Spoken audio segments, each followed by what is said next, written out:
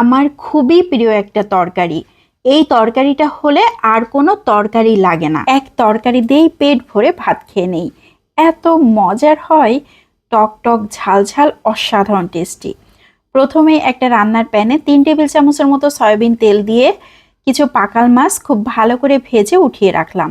এখানে যে পাকাল মাছটাই ব্যবহার করতে হবে এমন কোনো কথা নাই। ইলিশ মাছ হলে তো খুবই ভালো হবে, তবে যে কোনো মাছই ব্যবহার করা যাবে।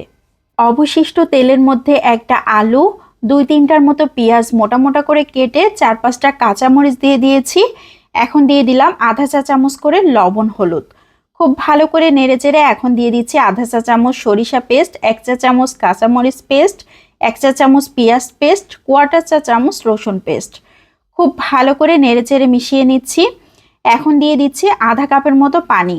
খুব ভালো করে কষিয়ে নিতে হবে। ঢাকনা দিয়ে ঢেকে রান্না করে নেব 5 থেকে 6 মিনিট। এরই মধ্যে পানিটা একদমই শুকিয়ে গিয়েছে, মশলাটাও প্রায় কষানো মতো হয়ে গিয়েছে।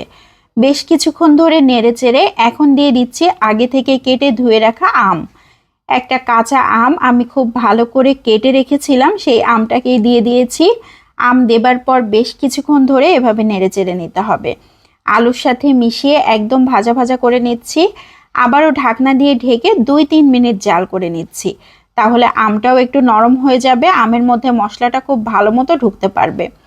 একদম পোড়া পোড়া একটা ভাব চলে এসেছে। এ পর্যায়ে একটু নেড়েচেড়ে পানি দিয়ে দিচ্ছি। এখানে আমি 1 কাপের মতো ঝোলের পানি ব্যবহার করছি।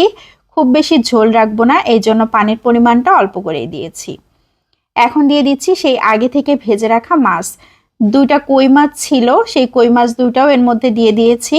ঢাকনা দিয়ে ঢেকে 5-6 মিনিট আবারও জাল করে নিয়েছি। তরকারিটা দেখেন কত সুন্দর হয়ে গিয়েছে। কেউ চাইলে একটু ঝোল রাখতে পারেন। আমি নেড়ে চেড়ে এখন দিয়ে দিচ্ছি আধা চা চামচ জিরা পেস্ট। জিরা পেস্টটা শেষের দিকে দিলে খুবই সুন্দর একটা স্মেল আসে। আবারও নেড়ে চেড়ে ঢাকনা দিয়ে ঢেকে রান্না করে নিব 3-4 মিনিট। তাহলে জিরার সুন্দর সেন্টটা পুরো তরকারির সাথে মিশে যাবে।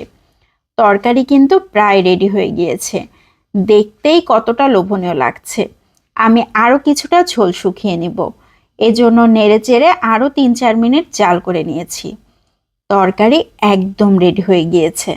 চুলাটাকে বন্ধ করে দিয়েছি, এখন সার্ভ করে নিচ্ছি। এই তরকারি দিয়ে 1 প্লেট ভাত নিমিষেই শেষ হয়ে যাবে।